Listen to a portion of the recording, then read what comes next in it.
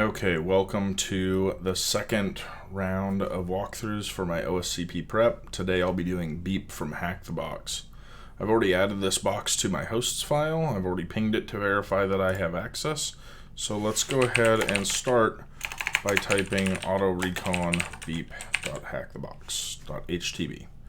Okay, as that runs, we'll go ahead and pull up the results that I got from it, and you can see what I found.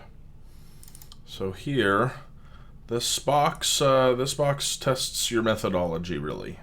It has a lot of ports open. As you can see, I've got port 22 running SSH. I've got port 25 with an SMTP server. I've got port 80 with HTTP. 110 running POP3. 111 could be file sharing.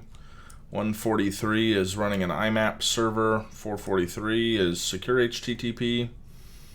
878, not sure. 993 is related to the IMAP. 995 related to the POP3. Looks like some form of a database running on 3306. Whole bunch of other stuff. We go all the way up to port 10,000 and we're running miniserv 1.57.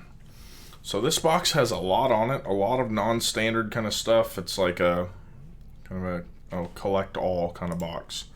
There's a lot of versions that you can find here. And if you let auto recon do its job, you're going to get a lot of files to look at. You know, you can see if we go to the port 443 and look at that index page that comes up. You see we get an unsupported protocol, so we'll just go ahead and browse. Kind of the most likely vulnerabilities here are going to surround web. There isn't a lot that you're going to find on these one-off ports. So in lieu of having SMB open, kind of my next thing is, so that wasn't supposed to happen. So if you go to beep.htb, this is what you'll find. I've already done this box twice now for the walkthrough on my blog. But this is what you'll find when you go to the HTTPS. If you go to the HTTP, it's going to redirect. And if you go to port 10,000,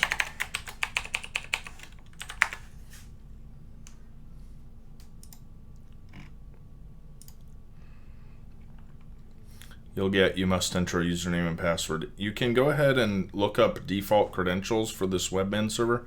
You're not going to find anything that's going to work. So really the next hope I can find is this Elastics. So if I do just Elastics exploit and start looking, I see this, hey, local file inclusion, and I see this exploit DB. So this first one, let's see, this talks about free PBX, remote code execution. And if you look in this, it says, hey, once we have a shell, we can escalate to root. So this isn't going to help us get a foothold on the server. So let's go back and look at this second one, local file inclusion.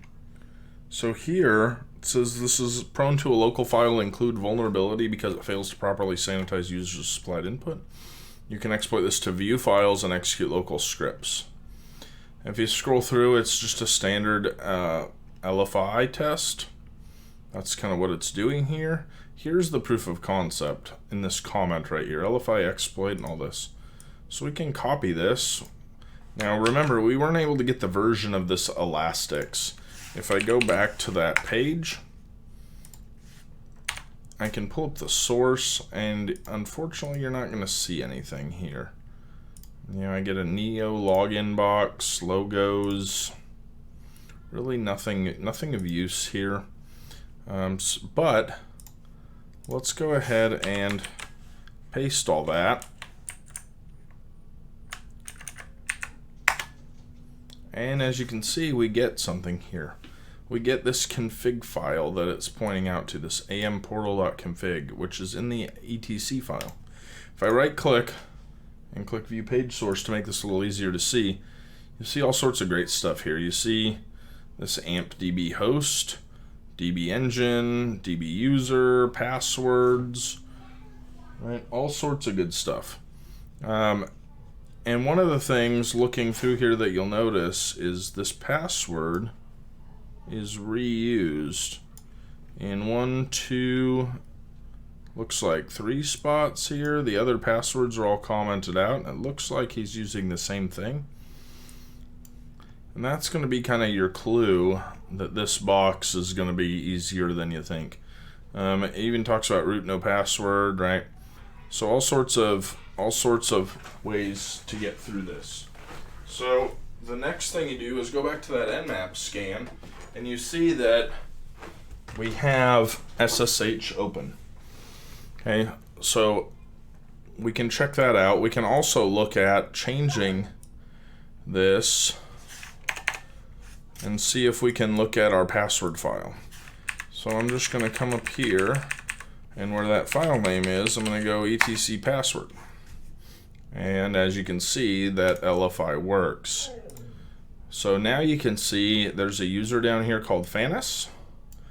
There's some basic users, Asterisk, Cyrus. These are all related to the services running, but they're also root, and root doesn't have no login turned off. So let's see what we can do with that. So the next thing, we'll come over here and we'll go to our SSH, and we'll just go SSH root at beep.hackthebox. Okay, and you see we're getting this error, no matching key exchange found. That's actually because this is kind of deprecated. So what you have to do is go SSH tac O, and then this command, kex algorithms equals, and then that Diffie-Hellman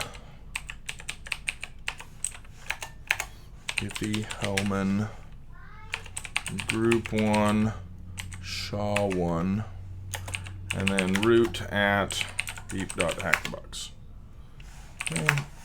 So now let's go ahead and get that password back, which was right here in our source, right? That one that's used kind of on everything.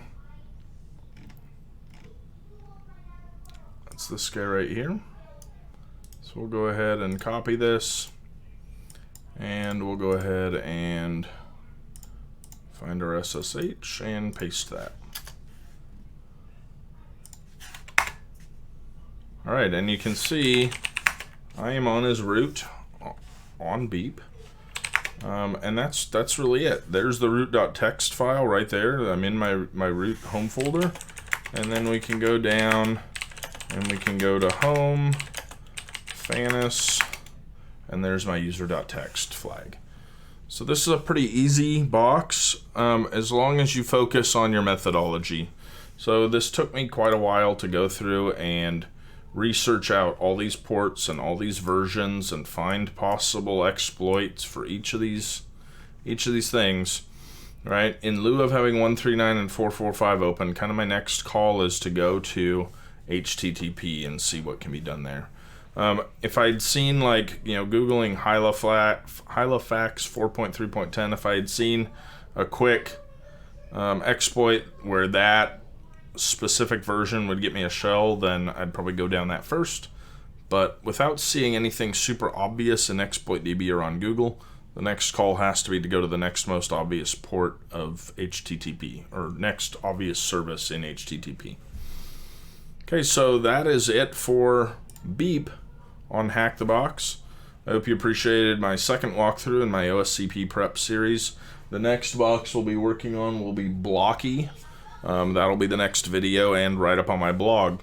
As always, if you like what you see, please check me out at actualtom.com and click subscribe. Thanks for watching.